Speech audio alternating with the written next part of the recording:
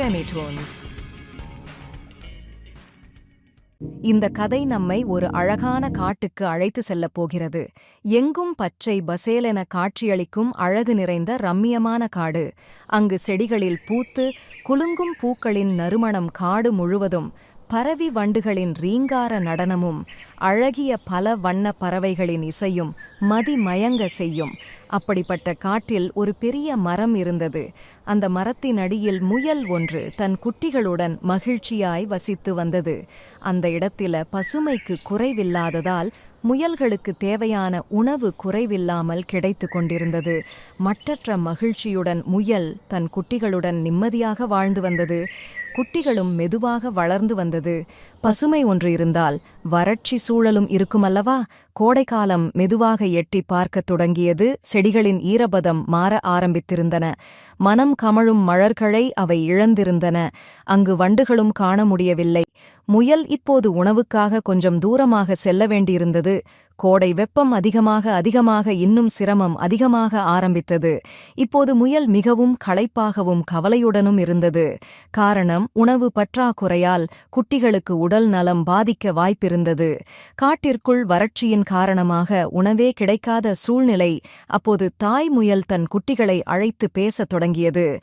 குழந்தைகளா, உணவுக்காக இந்த காட்டை நம்பி பயனில்லை. இப்படியே போனால் நாம் ஒவ்வொருவராக இறக்க வேண்டியதுதான். அதனால் அம்மா காட்டிற்கு வெளியே சென்று உணவு தேடி வருகிறேன். நீங்கள் மூவரும் பத்திரமாக பொந்திற்குள்ளேயே இருந்து கொள்ளுங்கள். நரிகள் உங்களை பார்த்துவிட்டால் கொன்று தின்று விடுவார்கள்.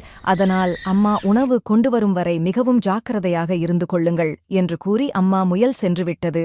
பல நாட்கள் ஆகியும் அம்மா முயல் வராத காரணத்தினால் அவை வெளியே போகி அம்மாவை தேட முடிவெடுத்தன. அன்று இரவு 3 முயலன.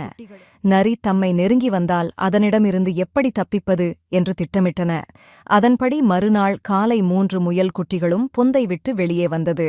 மெதுவாக காட்டின் நடுவிலிருந்த ஒரு பாதை வழியாக பயணத்தை தொடங்கின. அவைகள் உணவு உண்ணாத களைப்புடனும் நரியின் மேலுள்ள அச்சத்துடனும் கவனமாக முன்னோக்கி நகர்ந்து சென்று கொண்டிருந்தன. அப்போது அவைகள் எதிர்பார்த்தது போலவே ஒரு நரி தூரத்தில் நின்று கொண்டிருந்தது. அது முயல் குட்டிகளை பார்த்ததும் நெருங்கி வர ஆரம்பித்தது. பயத்துடன் குட்டிகள் 3ம் வேறு திசைகளில் ஓடத் தொடங்கியது. நரி ஒவ்வொரு முயல் குட்டியாக துரத்த ஆரம்பித்தது.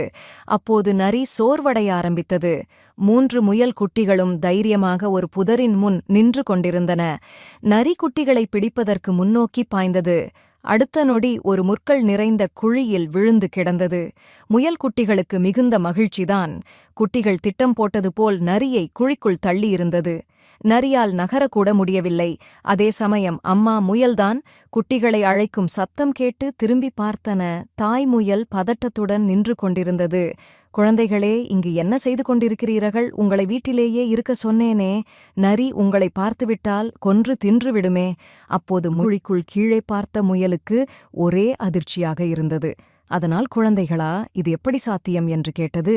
அதற்கு குட்டிகள் நாங்கள் ஒற்றுமையாக செயல்பட்டு இந்த நரியை குழிக்குள் விழ செய்தோம் என்று கூறின. சந்தோஷத்தோடு முயல்கள் தங்கள் பொந்துக்குள் சென்று அம்மா முயல் கொண்டு வந்த உணவை மகிழ்ச்சியோடு உண்டு மகிழ்ந்தன. Femitones.